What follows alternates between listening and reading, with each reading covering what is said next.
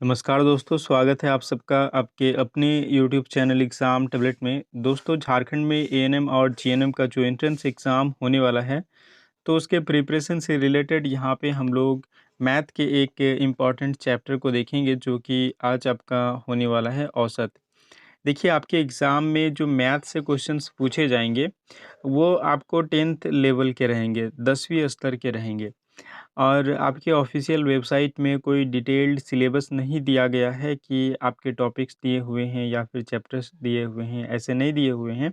उसमें सिर्फ लिखा है कि आपको 10th स्तर का आपको क्वेश्चंस आएगा एग्ज़ाम में मैथ से।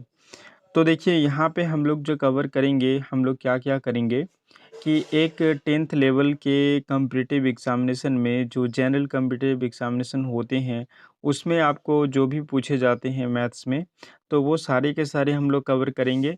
और साथ ही 10th की जो एनसीईआरटी है, उसके कुछ इम्पोर्टेंट चैप्टर्स को हम लोग इसमें देखेंगे। तो आज हम लोग जो देखने वाले हैं चैप्टर, ये होगा आपका औसत। और सबसे पहली बात कि औसत किसे कहते हैं। देखिए, एवरेज किसे कहते हैं। मान लीजिए कि मैं आपको पूछता हूँ कि आप कितने घंटे पढ़ते हैं। तो देखिए, आप किसी दिन आप 4 घंटे पढ़ते हैं, किसी दिन 6 घंटे पढ़ते हैं, किसी दिन 5 घंटा पढ़ते हैं, किसी दिन 3 घंटा पढ़ते हैं। तो ऐसे में तो आप ये नहीं बोलिएगा कि किसी दिन 3, किसी दिन 4, किसी दिन 2, ऐसे नहीं बोलिएगा। आप क्या कीजिएगा, आप सबका जोड़ कर लीजिएगा और सबसे फिर जितना बार आप जोड़ किए हैं उतनी बार से आप घटा भाग दे दीजिएगा। और जो आपको निकल के आएगा, क्या निकल के आएगा? एवरेज निकल के आएगा। तो ठीक वही है एवरेज के। देखिए, एवरेज में क्या होता है, देखिए यहाँ पे कुछ इम्पोर्टेंट फार्मूले हैं जिसको आपको याद कर लेने हैं, जो कि क्वेश्चंस सॉल्व करने के लिए यहाँ पे इम्पॉर्टेंट हो सकते हैं। तो देखिए, औसत सबसे पहली बात कि औसत किसे कहा जाता है और औसत का यहाँ पे फॉर्मूला क्या है। तो देखिए, औसत का यहाँ पे जो आपका फॉर्मूला है कि एवरेज इज इक्वल टू क्या होता है, दिए गए अवलोकनों का योग, या फिर बोल सकते हैं दिए गए प्रेक्षणों का योग, सम ऑफ गिवन ऑब्जर्वेशंस बाय क्या होता है, अवलोकनों का संख्या। मतलब जितने भी आपको अवलोकन दिए गए हैं, ऑब्जर्वेशंस दिए गए हैं, बाय क्या होता है, नंबर ऑफ ऑब्जर्वेशंस। तो अगर इसको हम लोग निकालेंगे तो क्या निकलेगा, यहाँ पे एवरेज निकलेगा। उसके बाद जो नेक्स्ट है, देखिए आपका यहाँ पे फॉर्मूला जो नेक्स्ट है, इसमें क्या है कि प्रथम n प्राकृतिक संख्याओं का औसत क्या होता है। Average of first n natural numbers क्या होता है, n प्लस 1 बाई क्या होता है, 2 होता है। तो ये है इसका फॉर्मूला। उसके बाद जो नेक्स्ट है, देखिए थर्ड नंबर में कि प्रथम n सम संख्याओं का औसत कितना होता है, average of first n even numbers. तो जब भी एवरेज निकालने बोलेगा किसी सम संख्याओं का, n सम संख्याओं का, तो इसका फॉर्मूला क्या होगा, n+1 होगा। इसका हम लोग कुछ एग्जाम्पल भी हम लोग देखेंगे। उसके बाद जो नेक्स्ट देखिए फॉर्मूला है आपका कि प्रथम n विषम औसत का, संख्या का औसत कितना होता है, average of first n odd numbers. तो जब भी ऑड नंबर्स का आपको औसत निकालने बोलेगा, तो यहाँ पे क्या होगा, जितनी संख्या ऑड नंबर्स की रहेगी उतना ही आपका क्या होगा, औसत होगा।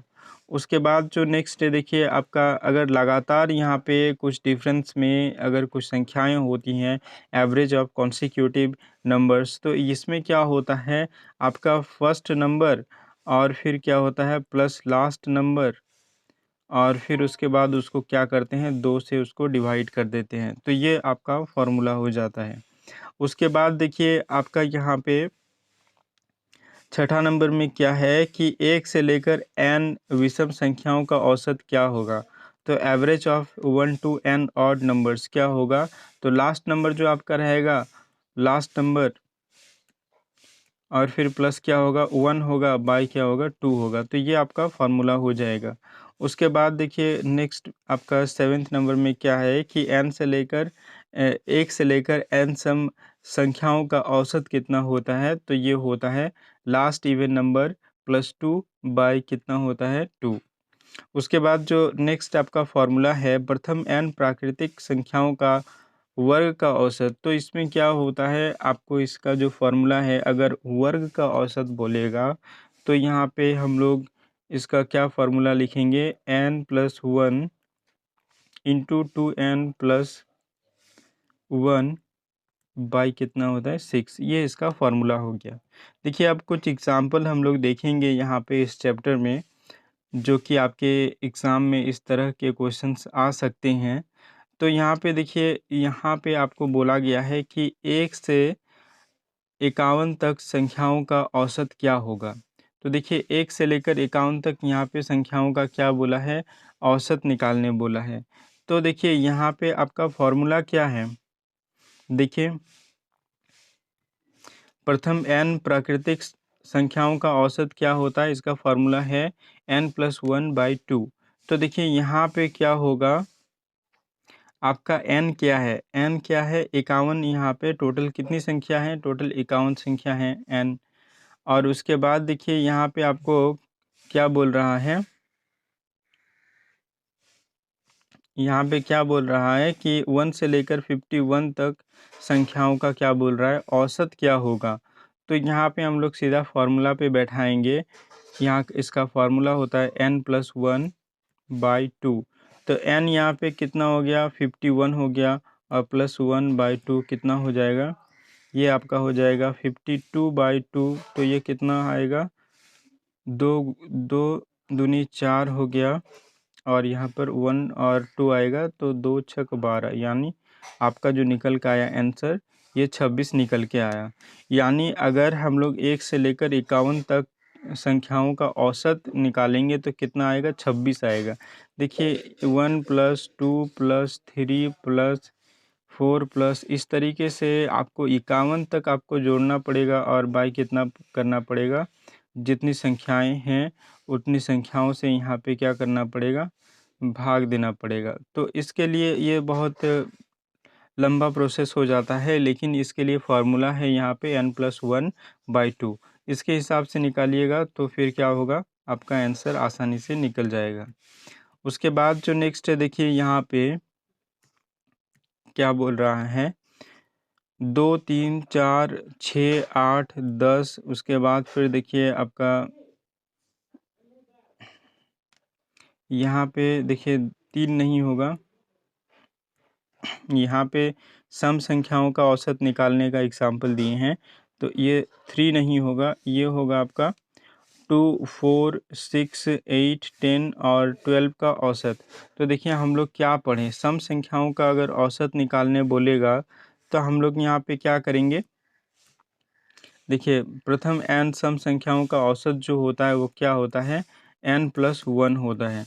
तो सीधा इसको क्या करेंगे, हम लोग n+1 के फार्मूले पर हम लोग बैठा देंगे। ठीक है, देखिए ये 3 यहाँ पे गलती से हो गया है, तो n+1 के फार्मूले पे हम लोग बैठा देंगे। देखिए जो भी है 2 4 उसके बाद 6 उसके बाद 8 उसके बाद 10 उसके बाद 12, ये सब क्या है, सम संख्या है। सम संख्या किसको बोलते हैं, जो 2 से डिवाइड हो जाता है, तो ये सब सम संख्या है। और सम संख्याओं का यहाँ पे औसत निकालने बोल रहा है, तो इसका फार्मूला क्या होता है, n+1। तो ये आपका क्या होगा, n यहाँ पे कितना है, देखिए कितनी n यहाँ पे संख्याओं की संख्या है, तो कितनी है, देखिए 2 उसके बाद 4 उसके बाद 6 उसके बाद 8 10 12, कितनी हो गई, 1 2 3 4 5 6, यानी 6 आपकी संख्याएं हैं, और +1 ये आपका फार्मूला में है। तो ये क्या निकल के आया, 7। तो ये जो 7 निकल के आया, ये क्या है, ये इसका औसत है। ठीक है, चलिए उसके बाद जो नेक्स्ट आपका यहाँ पे क्वेश्चन है, देखिए इसमें देखिए क्या बोल रहा है, 1 3 5 7 9 11 13 15 का औसत। देखिए ये क्या है, विषम संख्या है। तो विषम संख्याओं का औसत क्या होता है, तो देखिए सीधा यहाँ पे फॉर्मूले पे आप देखिए कि प्रथम n विषम संख्याओं का औसत क्या होता है, तो ये n ही होता है। ठीक है, जितने नंबर हैं ऑड संख्याओं का, वही नंबर क्या हो जाएगा, इसका औसत हो जाएगा। मतलब देखिए 1 3 5 7 9 11 13 और 15, ये आपके टोटल संख्या हैं, विषम संख्या। ठीक है, तो ये जो विषम संख्याएं हैं इसका औसत निकालेंगे कैसे, तो ये क्या करना पड़ेगा, आपको जोड़ना पड़ेगा सबको, और उसके बाद फिर क्या करना पड़ेगा, आपको उतनी ही संख्या से भाग देना पड़ेगा। कितनी संख्या, 1 2 3 4 5 6 7 8, 8 संख्या है। तो अगर आप इसको टोटल को जोड़ के 8 से भाग देंगे तो आपको कितना आएगा, ये 8 ही आएगा। ये इसका फॉर्मूला है, ठीक है। तो देखिए यहाँ पे फॉर्मूला आपका क्या है कि विषम संख्याओं का जब औसत निकालने बोलेगा आपको, तो इसमें क्या करेंगे, जितनी यहाँ पे संख्याएं दी हुई रहेंगी विषम संख्याएं, वो क्या होगी, n। यही n क्या हो जाएगा, इसका औसत हो जाएगा। तो टोटल 8 यहाँ पे संख्या दी हुई है, ये 8 ही इसका औसत है। और ऐसे भी आप निकालिएगा तो आपको 8 ही निकल कर आएगा। चलिए उसके बाद जो नेक्स्ट यहाँ पे क्वेश्चन है, इसको देखिए। यहाँ पे बोल रहा है कि देखिए यहाँ पे आपको लगातार ये संख्याएं दिया हुआ है, 1 2 3 4 ऐसे करके, और 61 62 63 तक यहाँ पे दिया हुआ है। बोल रहा है इसका औसत क्या होगा। तो देखिए यहाँ पे फॉर्मूला जो दिया हुआ है, आपको यहाँ पे क्या दिया हुआ है, लगातार संख्या। देखिए यहाँ पे लगातार संख्याओं का औसत क्या होता है, देखिए लगातार संख्याओं का औसत क्या होता है, average of consecutive numbers, first number plus last number बटा क्या करेंगे, 2 करेंगे। तो यहाँ पे आपको क्या निकल के आएगा, देखिए फर्स्ट नंबर इसका क्या है, इसका फॉर्मूला क्या है, लगातार संख्याओं का औसत निकालने बोलेगा, first number plus last number बटा क्या हो जाएगा, 2। तो फर्स्ट नंबर कितना है, 1 है, लास्ट नंबर कितना है, 63 है, बटा क्या करेंगे, 2 करेंगे। तो कितना आएगा, देखिए 64/2 आएगा। तो यहाँ पे क्या होगा, 2 तिया 6 और 2 दुगनी 4, यानी 34 इसका औसत आएगा निकल के, ठीक है। चलिए उसके बाद जो नेक्स्ट यहाँ पे क्वेश्चन है, इसमें आपको क्या पूछ रहा है, देखिए बोल रहा है अमन ने 10 रुपये प्रत्येक की दर से 20 किताबें खरीदी, 5 रुपये प्रत्येक की दर से 30 पेन खरीदी, और 3 रुपये प्रत्येक की दर से 40 पेंसिल खरीदी। तो देखिए यहाँ पे सभी वस्तुओं का जो औसत कीमत की गणना करें, मतलब जितनी भी यहाँ पे वस्तुएं खरीदी गई हैं सबको मिला दें, तो उसका औसत यहाँ पे क्या निकल के आएगा कीमत में। तो देखिए 10 रुपये में एक किताब ख़रीदा है, तो 20 किताब का मूल्य कितना हो जाएगा, 10 गुना 20 हो जाएगा। प्लस हम लोग क्या लिखेंगे, एक जो पेन है उसका कितना प्राइस लिया है, 5 रुपया, तो 30 पेन का कितना हो जाएगा, 5 गुना 30 हो जाएगा। अब देखिए उसके बाद एक पेंसिल का कितना प्राइस लिया है, 3 रुपया, तो 40 पेंसिल का क्या हो जाएगा, 3 गुना 40 हो जाएगा। अब देखिए बटा हम लोग क्या करेंगे, एवरेज निकालने के लिए कितनी किताबें हैं, 20, तो यहाँ पे सारी वस्तुओं का हम लोग कीमत का एवरेज निकाल रहे हैं, तो 20 लिखेंगे यहाँ पे। उसके बाद पेन कितना है, यहाँ पे देखिए 30 है, और फिर उसके बाद देखिए आपको पेंसिल कितनी है, ये हो गया 40। तो टोटल यहाँ पे आपको देखिए क्या निकल के आएगा, ये आपको निकल के आएगा 200 प्लस कितना आएगा, 150 प्लस ये क्या होगा, 120 बटा क्या होगा, यहाँ पे आपको आएगा 90। तो देखिए यहाँ पे आप जोड़िएगा टोटल तो कितना आएगा, आपको ऊपर में जोड़िएगा तो कितना आएगा, 5 और 2 कितना हो गया, 7, 7 का यहाँ पे 7 लिखते हैं, और उसके बाद फिर होगा 2 और 2 4, तो यहाँ पे हो जाएगा आपको 470 बटा क्या हो जाएगा, 90, यानी 0 0 आपको कट जाएगा, और 47/9 यहाँ पे आएगा, यानी 47/9 जो होगा ये क्या होगा, 9 पचे 45, और फिर होगा क्या, यहाँ पे आपको आएगा 2 और 0, तो 9 दूनी 18, फिर 9 दूनी 18, यानी आपको जो एवरेज निकल के आएगा, ये कितना निकल के आएगा, सभी वस्तुओं के कीमत का एवरेज जो निकल के आएगा, ये आएगा 5.22 रुपीज़। तो इस तरीके से हम लोग यहाँ पे क्या करेंगे, औसत निकाल सकते हैं। चलिए उसके बाद जो नेक्स्ट यहाँ पे देखिए, यहाँ पे जो नेक्स्ट क्वेश्चन है, इसमें क्या पूछ रहा है कि एक आदमी ने 2 लाख रुपये में 20 गायें खरीदी। उसने कितनी खरीदी, 2 लाख रुपये में 20 गायें खरीदी। 12 गायों का औसत कितना है? यहाँ पे 12,500 है। तो शेष गायों का औसत लागत क्या होगी? देखिए, एक गाय का दाम कितना है यहाँ पे? पहली बात तो 2 लाख रुपये में वो कितनी गायें खरीदा? वो खरीद लिया यहाँ पे 2 लाख रुपये में 20 गाय यहाँ पे खरीदा है। उसके बाद देखिए 12 गायों का औसत क्या है? 12,500। तो एक गाय का कीमत यहाँ पे एवरेज माना गया है 12 गायों में 12,500 रुपये। तो देखिए 12 गायों का कीमत कितना होगा? 12,500 गुना 12 लिखेंगे हम लोग, तो ये आपको कितना निकल के आएगा? ये निकल के आएगा 1.5 लाख रुपये। तो अब देखिए, जो 2 लाख रुपये में यहाँ पे 20 गाय यहाँ पे ख़रीदे थे उस आदमी ने, तो यहाँ पे देखिए 12 गायों का कीमत कितना हो गया? 1.5 लाख रुपया हो गया। अब जो बची हुई हैं 8 गायें, तो उनका कीमत कितना होगा टोटल? ये कितना होगा? 50,000 होगा, 50,000। तो अब क्या कीजिएगा, 50,000 में क्या कीजिएगा, 8 से इसको क्या कीजिएगा, डिवाइड कर दीजिएगा। तो ये आपका कितना निकल के आएगा? ये आपको निकल के आएगा 6,250 रुपये। यानी जो बची हुई गायें हैं उनका जो औसत होगा ये कितना होगा? ये 6,250 रुपये होगा। चलिए, उसके बाद जो नेक्स्ट यहाँ पे क्वेश्चन है इसको देखिए।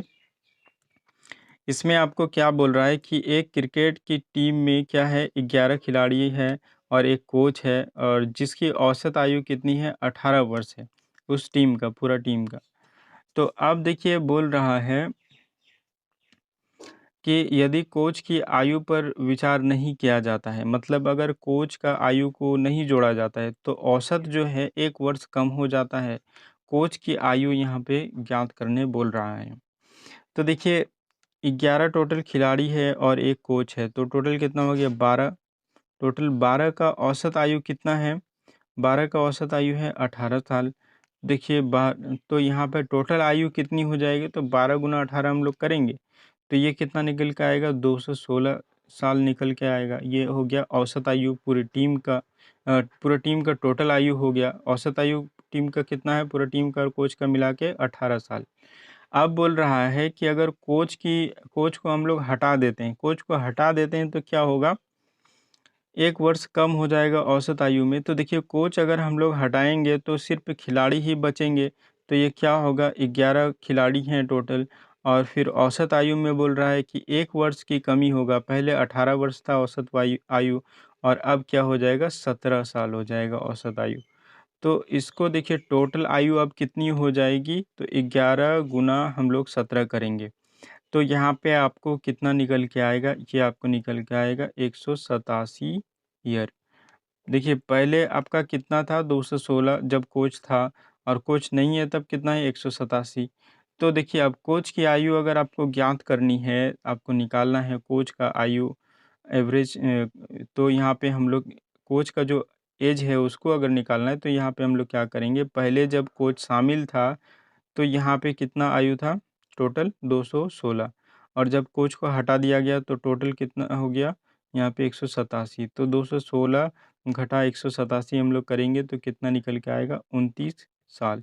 तो ये आपका हो गया कोच का यहाँ पे कोच का हम लोग क्या निकाले?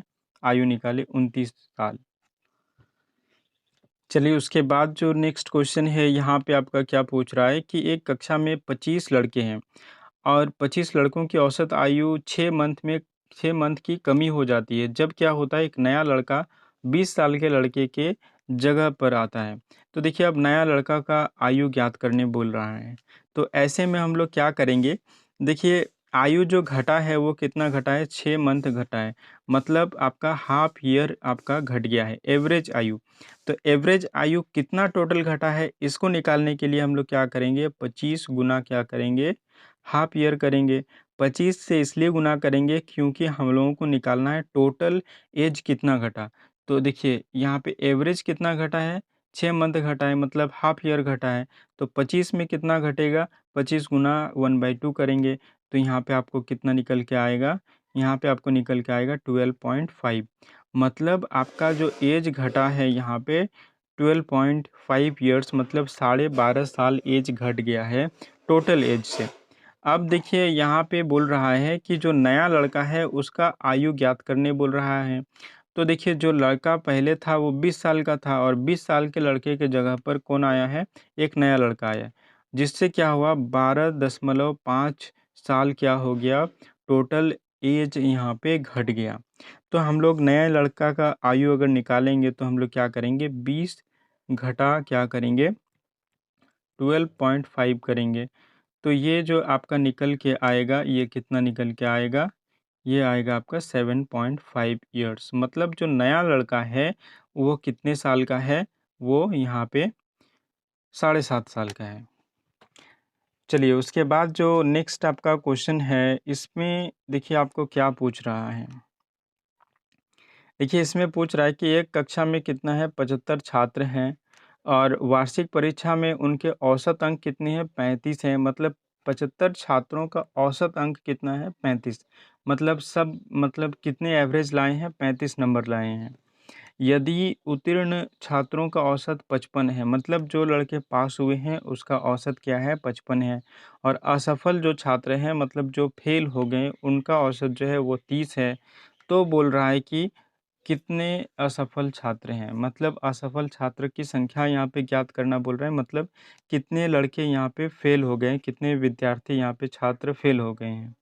तो देखिए हम लोग ये नहीं जानते हैं कि कितने फेल हुए हैं, तो यहाँ पे हम लोग क्या करेंगे, यहाँ पे हम लोग x मानकर चलेंगे। तो हम लोग मान लेते हैं, तो देखिए हम लोग क्या मान लेते हैं कि जो बच्चे यहाँ पे फेल हुए हैं, फेल स्टूडेंट हैं, उसका क्या है संख्या, x मान लेते हैं हम लोग। अब है कि टोटल जो संख्या है छात्र का वो कितना है, 75 है।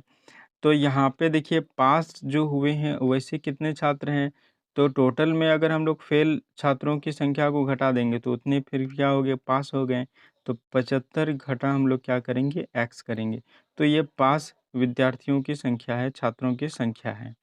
अब बात रहा जिस तरीके से क्वेश्चन बोल रहा है उस तरीके से हम लोग यहाँ पे क्या करेंगे, एक इक्वेशन को हम लोग सजाएंगे।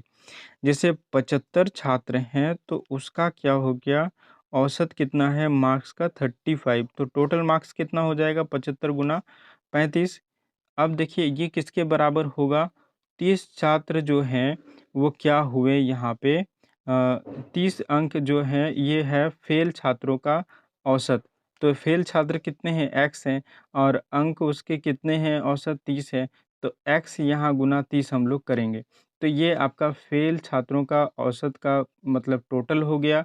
और फिर प्लस हम लोग क्या करेंगे, जो पास हुए हैं जो छात्र, उसका अब हम लोग टोटल नंबर को लिखेंगे। तो क्या लिखेंगे, 55 नंबर उनके औसत हैं, गुना यहाँ पे हम लोग क्या करेंगे 75 माइनस x। तो यहाँ पे देखिए आपको टोटल क्या निकल के आएगा, यहाँ पे सीधा आप क्या लिखिएगा, देखिए 75 गुना 35 और यहाँ पे लिखिएगा 30x प्लस क्या कीजिएगा, यहाँ पे देखिए 55 है आपका, 55 गुना 75, इससे आप डायरेक्ट कर सकते हैं यहाँ पे, या फिर कॉमन ले सकते हैं। एक चीज़ यहाँ पे कर सकते हैं आप, यहाँ पे कॉमन ले सकते हैं। यहाँ देखिए 75 गुना 35 बराबर 5 को हम लोग कॉमन अगर निकाल लेंगे तो यहाँ पे कितना आपका बचेगा, 6x बचेगा प्लस 11 बचेगा, ताकि आसानी होगा हम लोगों को, माइनस x होगा। तो देखिए 5 से यहाँ पे कट जाएगा, 5 से इसको काटिएगा तो कितना होगा, 5 एका 5 और 5 25, यानी 15 यहाँ पे आएगा। 15 गुना 35 बचेगा यहाँ पे, और यहाँ पे कितना बचेगा 6x plus 11 into 75 minus x बचेगा। तो इसको चलिए फिर से लिखते हैं यहाँ पे, तो ये मिट जाएगा जैसे ही मैं बैक करूँगा। तो आप इसको लिख लीजिएगा कॉपी में। तो देखिए यहाँ पे जो आपको लास्ट में कितना आया था, 15 गुना 35 बराबर क्या हो गया, 6x प्लस 11 गुना 75 माइनस x आया। ठीक है, अब देखिए यहाँ पे अगर आप इसको गुना कीजिएगा टोटल तो कितना आपको निकल के आएगा। तो देखिए 15 गुना 35 कीजिएगा तो ये आपको कितना निकल के आएगा 75, और यहाँ पे 45, तो आपको कितना निकल के आएगा ये 5 7 5 12 के 2, और फिर यहाँ 4 से 5 हो गया, तो 525 यहाँ पे आपको निकल के आएगा।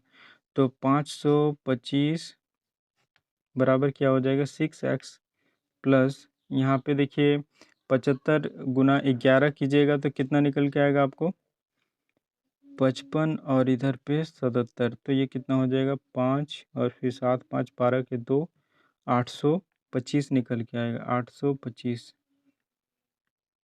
माइनस यहाँ पे क्या हो जाएगा 11 गुना x क्या करेंगे तो 11x आ जाएगा। अब देखिए यहाँ पे माइनस में है 11 x और ये है प्लस में, तो यहाँ पे कट के कितना आएगा 525, और ये अगर 825 को हम लोग इधर लेके जाएंगे इक्वेशन के इधर तो कितना आएगा आपको 525 माइनस 825 बराबर क्या होगा, बराबर क्या होगा यहाँ पे आपको 11 में 6 घटेगा तो कितना आएगा -5x आएगा, और यहाँ पे आपको कितना बचेगा -300 बचेगा। तो देखिए माइनस माइनस यहाँ पे कट गया, और क्या आपको बचा है लास्ट में 5x बराबर क्या 300। तो देखिए 5x बराबर कितना बचा है 300, तो 5 से यहाँ पे कट जाएगा 5 6 30, और तो x का वैल्यू क्या निकल के आया आपका 60। यानी टोटल जो यहाँ पे आपके फेल विद्यार्थी हैं वो कितने हैं 60 हैं। चूँकि हम लोग सबसे पहले क्या माने थे कि जो फेल विद्यार्थी है वो कितने हैं x हैं। चलिए उसके बाद फिर देखिए यहाँ पे आपको यहाँ पे देखिए नेक्स्ट जो क्वेश्चन है उसमें क्या पूछ रहा है कि एक कार्यालय में पूरे स्टाफ का जो औसत वेतन है ये क्या है 200 प्रतिदिन है। अब देखिए अधिकारियों का औसत वेतन वेतन जो है ये कितना है 550 रुपये है, और जो गैर अधिकारी हैं मतलब जो नॉर्मल स्टाफ है उनकी यहाँ पे औसत वेतन कितना है हर दिन 120 रुपये। तो बोल रहा है यदि अधिकारियों की संख्या 16 है तो यहाँ पे गैर अधिकारी जो है मतलब नॉर्मल स्टाफ की संख्या कितनी है। तो हम लोग जानते हैं जो हम लोगों को नहीं पता रहेगा उसको हम लोग क्या मान लेते हैं एक्स मान लेते हैं। तो यहाँ पे भी हम लोग क्या करेंगे एक्स मानेंगे, मान लेते हैं जो कि यहाँ पे ऑफिसर नहीं है उनकी संख्या क्या है, जो नॉन ऑफिसर हैं उनकी संख्या यहाँ पे क्या है एक्स है। ठीक है, अब यहाँ पे जो क्वेश्चन दिया गया है उससे एक इक्वेशन हम लोग बनाएंगे। तो देखिए आपकी जो टोटल यहाँ पे एवरेज है ये आपका कितना है गैर अधिकारियों का 120 है, तो 120 गुना एक्स करेंगे हम लोग, एक्स हम लोग माने हैं गैर अधिकारियों की संख्या, और प्लस हम लोग क्या करेंगे 555 है अधिकारियों की यहाँ पे आपका वेतन, तो 550 है तो 550 गुना क्या करेंगे 16, चूँकि अधिकारियों की संख्या कितनी है 16 है, बराबर क्या हो जाएगा टोटल यहाँ पे कितना स्टाफ है ये हमको कैसे पता चलेगा। तो देखिए टोटल स्टाफ के लिए हम लोग 16 जो अधिकारी हैं और गैर अधिकारी हम लोग कितना माने हैं एक्स माने, तो ये टोटल स्टाफ हो जाएगा अधिकारी और गैर अधिकारी मिला के, और इनका जो टोटल का जो औसत है यहाँ पे वेतन प्रतिदिन ये कितना है 200 रुपये है, तो यहाँ पे हम लोग लिखेंगे 200 रुपये। अब इस इक्वेशन को हम लोगों को सॉल्व करना है। ये जो आपका इक्वेशन बना है, ये जो आपका समीकरण बना है इसको यहाँ पे हम लोगों को सॉल्व करना है, और इसी को सॉल्व करके आप यहाँ पे आंसर निकाल सकते हैं। तो आप इसको अपने से खुद से सॉल्व कीजिएगा, और यहाँ पे इसका जो आंसर निकल के आएगा आपको कितना आएगा ये आपको बताना है नीचे कमेंट पे। तो दोस्तों वीडियो को अंत तक देखने के लिए बहुत बहुत धन्यवाद, और अगर आपको कोई भी कन्फ्यूजन है तो आप नीचे कमेंट करके हमसे बात कर सकते हैं।